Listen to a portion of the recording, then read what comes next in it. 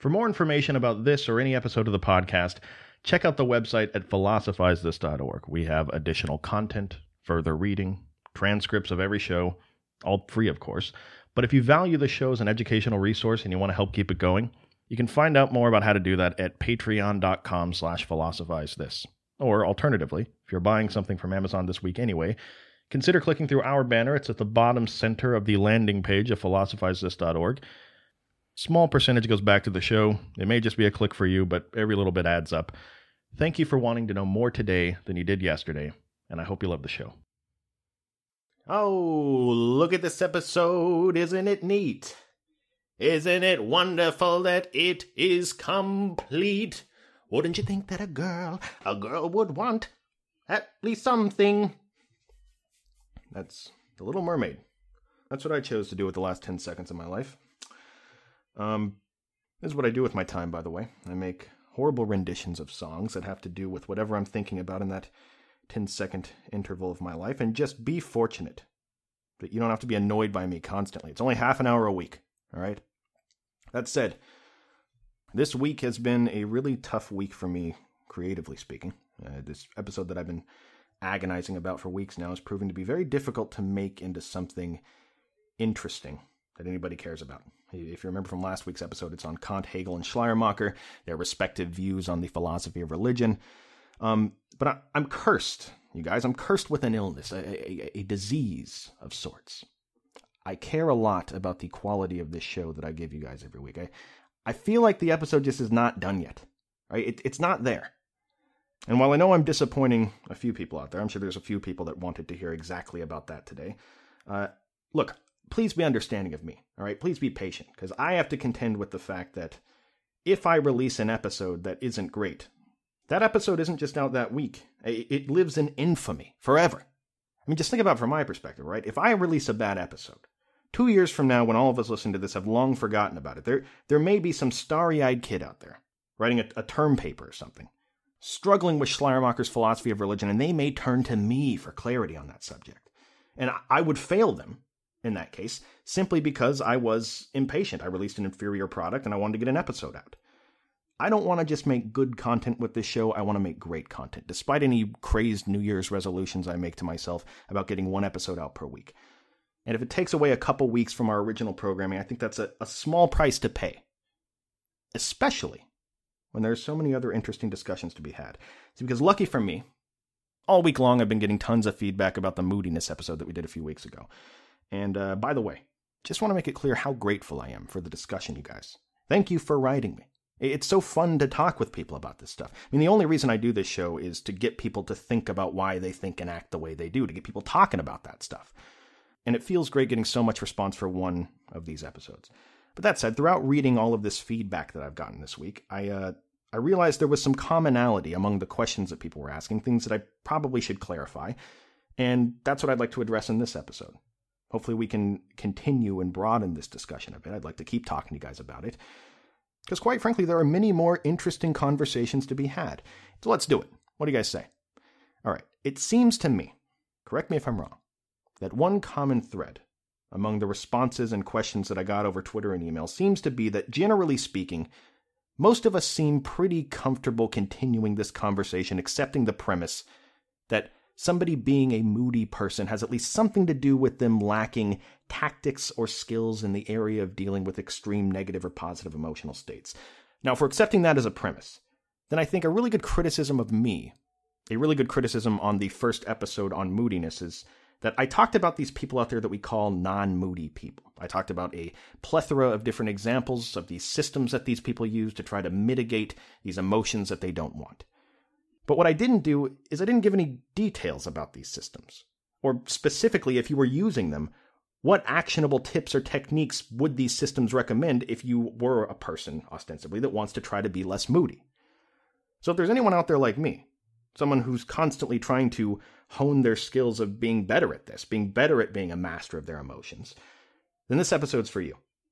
It's going to hopefully clarify a lot of the things that we talked about on the non-moody side of the argument last episode. It's going to give you a few of these systems that might pique your interest and cause you to look into them more. And then we're going to talk about which system that you choose eventually to help you on this quest it might not matter in the slightest bit. Let's start with the one that we referenced multiple times last episode, Stoicism, right? Hellenistic age, death of Alexander wreaks havoc among the life of the average citizen. Adversity and grief becomes an ever-present part of someone's life in the Mediterranean Sea region, and schools of philosophy start to develop that concern themselves with dealing with the negative emotions that come from this rootless, often tragedy-filled existence. Stoicism is one of the most popular. Now, a Stoic would listen to the episode on moodiness that we did 2 episodes ago, and they would, well, pretty much think of me as a moron. I mean, they would lambaste me for just wantonly throwing around this word emotion as though it's that simple, as though it's self-explanatory. They'd probably criticize me and say, is it even useful to use a term as broad as emotion? I mean, what is emotion, Stephen West? What is it? Do you even know? Is that maybe talking about a range of feelings that's far too broad to ever make real progress on understanding it? A Stoic might ask me, look, if you want to learn more about basketball, do you study all of sports? No, maybe the term sports can be broken down into multiple parts that might focus our attention on the right things. And in that same way, maybe the term emotion can be as well. A classical Stoic would tell me that they divide what I regard as emotions into 2 categories, passions and feelings, both of which are, in their own respective ways, inexorably connected to the value judgments that we make about things going on in the world around us. For example, let's say you called in sick to work, and the next day you find yourself in a really bad mood because you're stressed out about the fact that your boss is going to be mad at you, he's going to chew you out, he's going to fire you, and oh my God, wouldn't that be horrible if I lost my job? What am I going to do if I lose my job? You start to worry about it. It starts to wear on you. You start to be in a bad mood, right? Well, a Stoic would say that the root of that bad mood that you find yourself in is that you are inappropriately concluding that losing your job would be a bad thing for you. Can you really say that that would be a bad thing for you? Who are you to say that? See, to a Stoic, freedom from being ragdolled around by these, quote, bad things that might happen to you is really just freeing yourself from making that value judgment that things are bad altogether. They would say that you have really no business creating your own set of values, your own set of what things in this world would be good or bad for you if they happen to you. That to do so is dishonest, and that a true Stoic sage, if you could become one, wouldn't care either way. They wouldn't care whether they got fired for calling in sick or they got a promotion for calling in sick, because they understand the truth to the Stoics, which is that the only things that can be said to be good or bad are virtue and vice, and that to make these grandiose proclamations that something in the external world is bad for you is just wrong. So for us as modern people looking at this system, I mean, this is a pretty interesting tactic, right? It's a pretty interesting approach at quelling these negative emotions that might put us in a bad mood. The Stoics, their strategy in this is just to sort of cut the legs out from underneath the whole exercise. They say that to even make the value judgment at all that anything is good or bad is not your place. So obviously, if you're not engaged in the process of judging things happening around you as good or bad, and you're just accepting your fate, as the Stoics would say, well, you're obviously not controlled by these, quote, bad things. Things are not good things or bad things in that world. They're just things. They just are. And the Stoics realize that not everyone would ever get to this point. The Stoic sage, the embodiment of good character, is mostly just a paradigm to strive for, not necessarily something that anyone would ever actually reach. So this isn't all they have to say about improving your emotional state. They give all sorts of techniques for even us little people. Well, that is, if you're the type of little person that's interested in using Stoicism to get better at being a happier and less moody person. So another tenet of Stoicism is that, fundamentally, when you just think about what you are as a human being navigating this planet, what are you, really? What is this concept of I? See, to the Stoics, you are not your body, really. It's kind of interesting to think about. Whatever you are, you don't begin and end where your skin begins and ends, right? Like, you don't begin and end where your epidermis begins and ends. You're not a collection of skin and bones to the Stoics. What you are is a mind that is temporarily occupying this physical body. And the significance of this, if you want to be a less moody person to the Stoics, is that you can't control anything that happens to you in the world around you. Starts to sound familiar, right? You can't control if the guy cuts you off in traffic. You can't control if the guy at the supermarket was mean to you. The only thing you can control is how you interpret and respond to that information in your mind. Hence the statement that fundamentally we are minds and not our bodies. Now, there are several exercises the Stoics give us that try to help us control this interpretation and response to the things we can't control in the world. One of the most famous, and I think the most effective, is the preemptive pessimistic meditation at the start of your day. And it goes like this, quote by Marcus Aurelius, quote, "Begin each day by telling yourself, 'Today I shall be meeting with interference, ingratitude, insolence, disloyalty, ill will, and selfishness, all of them due to the offender's ignorance of what is good or evil.'" End quote. Now, what Marcus Aurelius is advising you to do in this quote is to cultivate lower expectations about stuff. If regularly people cut you off in traffic and you get mad about it, or if your coworker steals your lunch and it gets you mad all the time, begin the day by telling yourself, Marcus Aurelius would say, "I will be cut off in traffic today. I expect it. That lazy, inconsiderate person at my office will take my lunch today. I'm expecting it." Well, the thinking is, by doing this, when you're on the road and someone cuts you off in traffic, you're going to frame that experience entirely differently. You're going to look at it and say, "See, I called it. I knew it. Standard practice. People cut you off in traffic." And when it doesn't happen, it's a pleasant surprise, by the way. As opposed to the alternative, which is navigating life with this covert expectation that everyone's always going to drive perfectly all the time. So in that world, you drive to work and no one's cutting you off in traffic, and you say, "See, standard. This is how it should be. People should never cut you off in traffic. They should just pay attention." And when it doesn't happen, and someone does cut you off in traffic, well, you're furious about it. By having high expectations of these things you can't control, the only two outcomes are either neutral, this thing met my expectations, or I'm mad at it. Whereas the alternative, having low expectations of the things you can't control, the two outcomes are either neutral, what I expected happened, or I'm pleasantly surprised. Which do you think is a better recipe for being a happy person? Now, I could talk about Stoicism all day, but I gotta move on. Let's talk about another one. Let's talk about another tactic someone might use to mitigate negative emotions. How about mindfulness meditation? Right? Personally, this one has been life-changing for me. It has its roots in Buddhism or Vedism, but it would be kind of misleading or wrong to think of mindfulness meditation as a Buddhist thing, because, well, there are tons of variants of it that have nothing to do with Buddhism. And quite frankly, Buddhism is a much more complex and beautiful thing than a single tactic that someone might use to not be such a baby all the time like I am. Now, what mindfulness meditation would ask if you wanted to be a less moody person is, what exactly is the problem when we find ourselves in a bad mood? What caused that? Well, negative moods are really just a byproduct of negative thoughts arising, right? It's pretty genius. I mean, we often think of a bad thing happening, which evokes in us a bad mood. And then our task with these systems, if we want to be a less moody person, is to find something that makes that bad mood go away. Mindfulness meditation would say that it's not like a bad mood just arises out of nowhere. A bad mood only happens after several other steps have already taken place. Not the least of which is that we have had negative thoughts that have fueled this bad mood. Now, if you're just starting out with mindfulness meditation, what they say is that the goal is not to judge your thoughts. It's not to judge whether a thought is good or bad at first. It's just to observe your thoughts. And that eventually what happens after enough practice is that you become almost like a third-party observer of your thoughts, sitting on the sidelines watching them rise, watching them fall, watching new ones rise. And that eventually, after cultivating this skill for long enough, you can identify a negative thought as soon as it arises and just choose to observe it. Watch it float past you. By doing these mental gymnastics every day, eventually you gain the skill of being much more mindful of what is going on in your head, and that gives you a tremendous amount of control over what goes on in your head.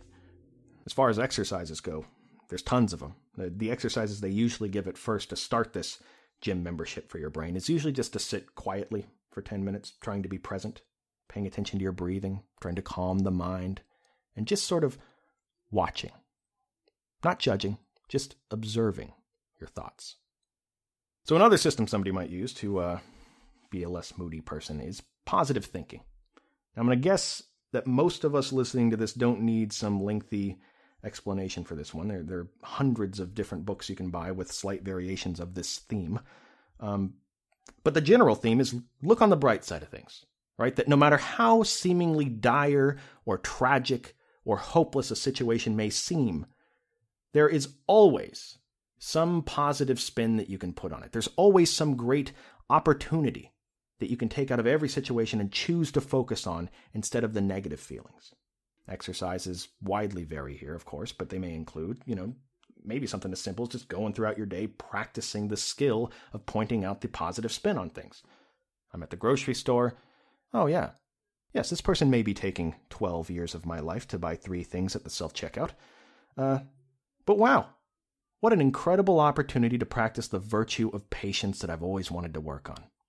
I should be thanking this person for taking so long, because without them, I would have never been able to practice this and become a more virtuous person.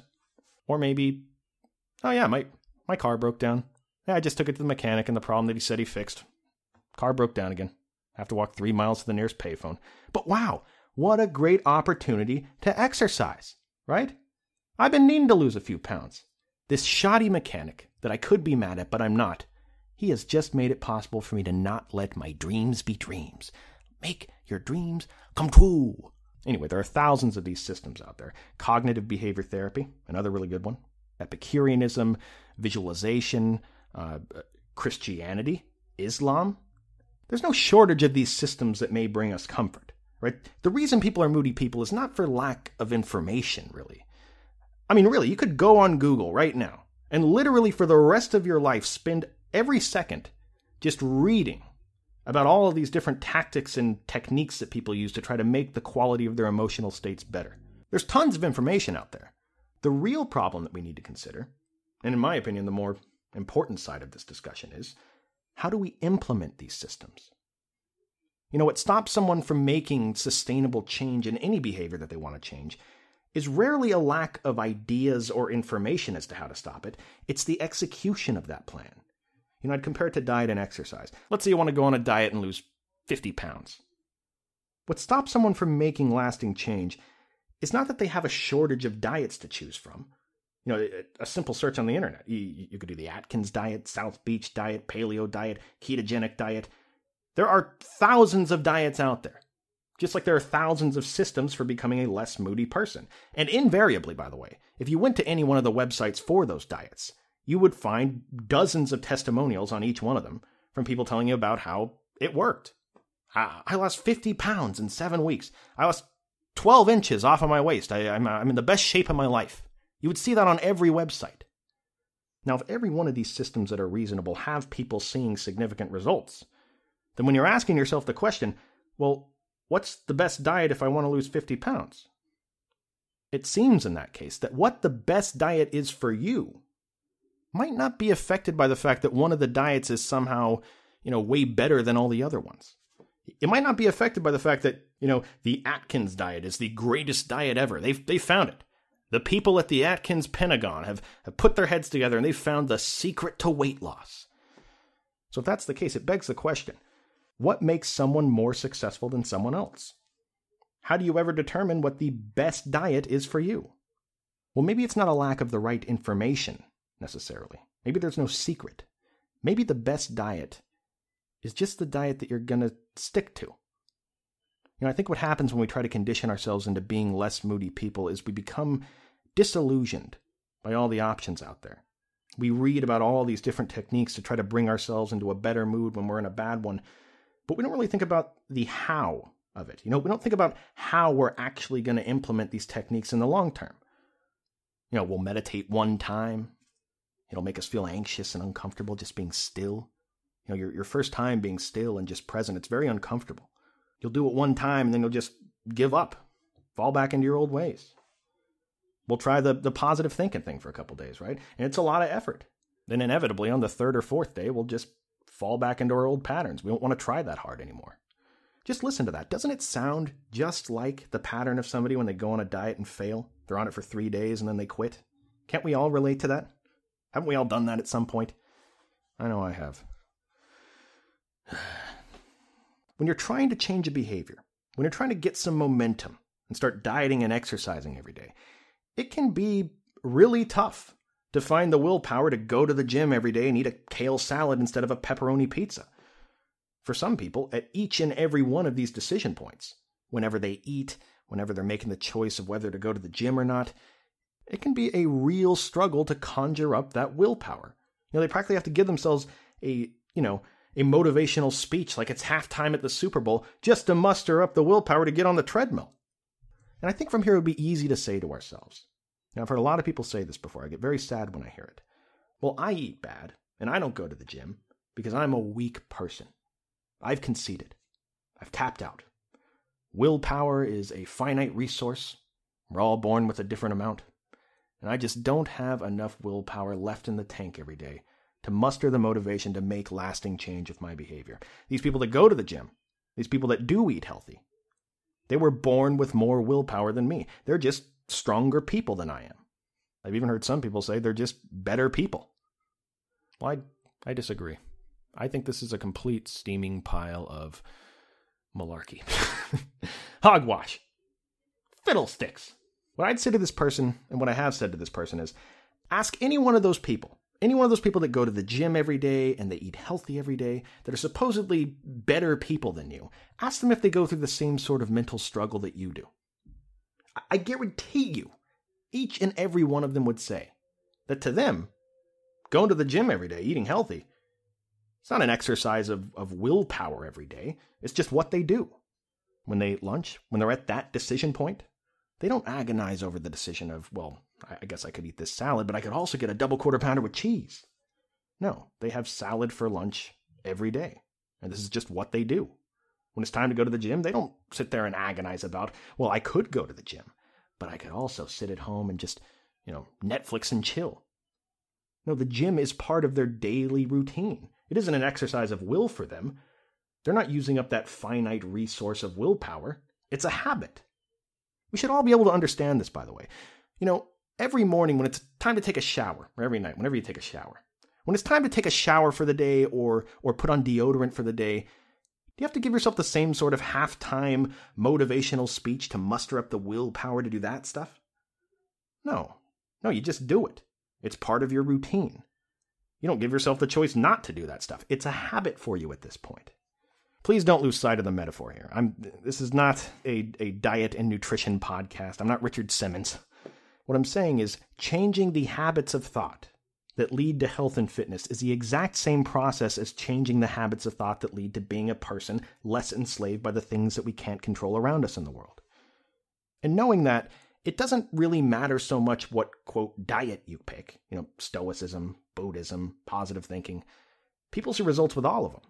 The question is, which one vibes the best with you?